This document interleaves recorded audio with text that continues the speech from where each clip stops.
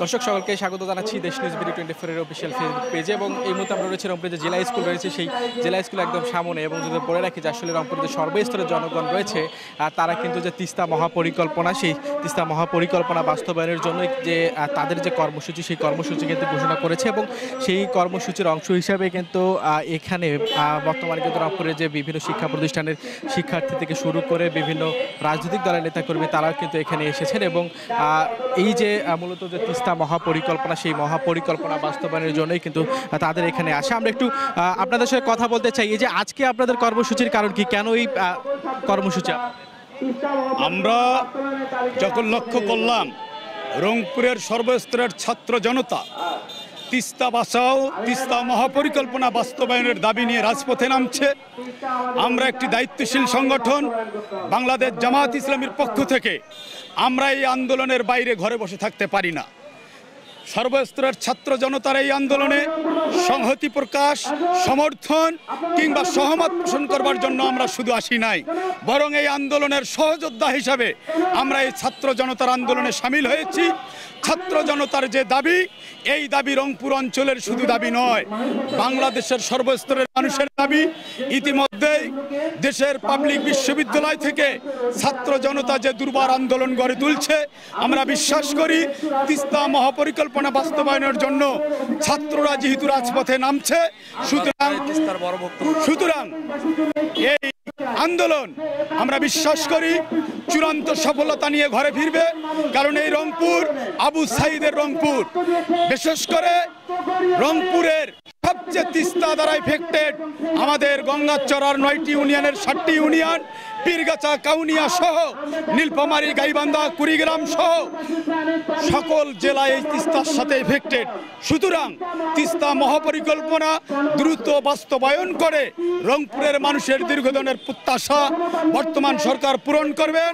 ছাত্র জনতা যেন আগামীতে কোনো দুর্বার আন্দোলনের কর্মসূচি ঘোষণা না করেন, তার আগেই যেন সরকার এ ব্যাপারে সুস্পষ্ট ঘোষণা দিয়ে কার্যক্রম শুরু করেন, সে দাবিতে আমরা একমত পোষণ করবার জন্য এখানে এসেছি। ধন্যবাদ। দর্শক, আমরা কথা শুনছিলাম এখানের যারা আন্দোলনকে যারা রয়েছে তাদের সাথে। এবং যদি বলে রাখি যে আসলে তারা যেমনটি বলছেন যে মূলত তাদের যে তিস্তা মহাপরিকল্পনা বাস্তবায়নের যে দাবি, সেই দাবি কিন্তু দ্রুত সময়ের মধ্যে বাস্তবায়ন করে। এবং যদি বলা যায় যে আসলে পরবর্তীতে যদি কোনো কঠোর কর্মসূচি যাতে ঘোষণা করা না হয়, এর জন্য কিন্তু তারা কিন্তু এই যে কর্মসূচি, এখান থেকে কিন্তু তারা চূড়ান্ত কর্মসূচিতে যেতে চায়। এবং যদি বলে রাখি যে আসলে এই তিস্তা মহাপরিকল্পনা বাস্তবায়নের জন্য তো এর আগেও নানান ধরনের কর্মসূচি হয়েছে, আসলে এই তিস্তা মহাপরিকল্পনা এত প্রয়োজন জেনেও আসলে এটি বাস্তবায়ন হচ্ছে না কেন? আমরা বারবার দেখেছি বিগত ফ্যাসিস্ট সরকার তারা উত্তরবঙ্গের মানুষের মধ্যে আসলে মূলা ঝুলানোর মতো করে তিস্তা মহাপরিকল্পনা নামের যে তারা ইশতেহার করেছিল, এরকমই তারা করেছিল। এবং বর্তমান অন্তর্বর্তীকালীন সরকার বারবার দেখছে তিস্তা তীরবর্তী মানুষ, উত্তর অঞ্চলের মানুষের যে জীবনের দুর্বিষহ একটি ঘটনা, তিস্তার যে ভাঙন, তিস্তার যে করাল গ্রাস, এই গ্রাস থেকে তারা তাদের উদ্ধার করার জন্য গ্রহণযোগ্য যে কোনো সিদ্ধান্তকে আমরা সাধুবাদ জানাই। কিন্তু আমাদের কথা হচ্ছে তিস্তা নিয়ে বাংলাদেশের এত বড় একটি ঘটনা, যে তিস্তাকে বাঁচলে এই অঞ্চলের প্রায় প্রতি বছরে 220 কোটি টাকা যে আর্থিক ক্ষয়ক্ষতি, প্রায় 22,000 কৃষকের যে ক্ষয়ক্ষতি, এই ক্ষয়ক্ষতি কিন্তু সামগ্রিক বাংলাদেশের উপর। আমার এই কৃষকই ট্যাক্স দিচ্ছে, আমার এই কৃষকই কষ্ট করে তার যেই ফসল উৎপাদন করছে সেই ফসল সারা বাংলাদেশে পৌঁছাচ্ছে। তাদের সঙ্গে দ্বিচারিতা আমাদের কাছে মনে হয় রাষ্ট্র উত্তরবঙ্গের মানুষের সঙ্গে একটা ভণ্ডামি ছাড়া আর কিছু করছে না। তো আমরা বলে দিতে চাই, যদি তিস্তাকে নিয়ে সিদ্ধান্ত দ্রুত সময়ের মধ্যে না নেওয়া হয়, তাহলে উত্তরবঙ্গের মানুষ তার নিজের সিদ্ধান্ত নিজেই নেবে।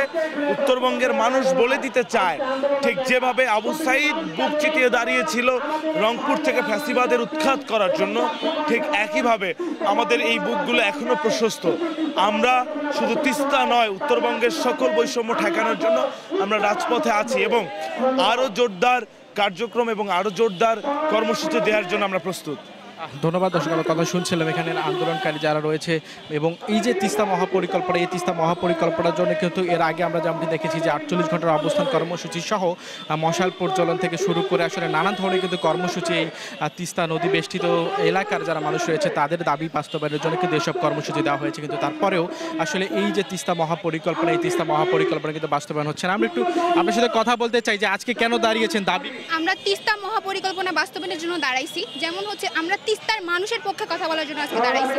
আমাদের গ্রীষ্মকালে যখন ফসল ফলানোর সময় তখন বাঁধ বন্ধ রেখে পানি ছেড়ে না দিয়ে আমাদের ফসল নষ্ট করা হয়। আবার যখন বর্ষাকাল পানির মৌসুম তখনই আবার পানি ছেড়ে আমাদেরকে বন্যায় ডুবানো হয়। তো এই বৈষম্য আমরা চাই না, আমরা তিস্তা মহাপরিকল্পনা বাস্তবায়ন চাই। ধন্যবাদ। দর্শক, আমরা কথা শুনছিলাম এখানকার আন্দোলনকারী এবং এই যে পরিকল্পনা রয়েছে তিস্তা মহাপরিকল্পনা, এর জন্য কিন্তু আমরা এর আগে যেমনটি দেখেছি যে আসলে বিগত সরকার সময়ে প্রায় 16 বছর তিস্তা মহাপরিকল্পনার কথা বলে আসলে এই তিস্তার অববাহিকায় থাকা যে হাজার হাজার যে মানুষ রয়েছে এই মানুষদের জন্য কিন্তু কোনো ধরনের কোনো বরাদ্দ কিংবা কোনো ধরনের বাজেট তারা দেয়নি এবং এই তিস্তা মহাপরিকল্পনার যে আসলে ঝুলিয়ে রেখে আসলে এই অঞ্চলের মানুষের যে আসলে যে একটা ভোগান্তি, সেই ভোগান্তির কিন্তু একদম চরমে পৌঁছে গিয়েছে। আর এই কারণেই আসলে এখন সর্বশেষ এই অঞ্চলের মানুষের দাবি যে দ্রুত সময়ের মধ্যেই যে তিস্তা মহাপরিকল্পনা সেটি বাস্তবায়ন। তো এই ছেলে কিন্তু এখন অবধি সর্বশেষ সাদমান শৈশবের ক্যামেরায় বিস্তারিত জানাচ্ছিলাম আমি আকাশ চন্দ্র পাপ্পু। দেখছেন দেশ নিউজ BD 24।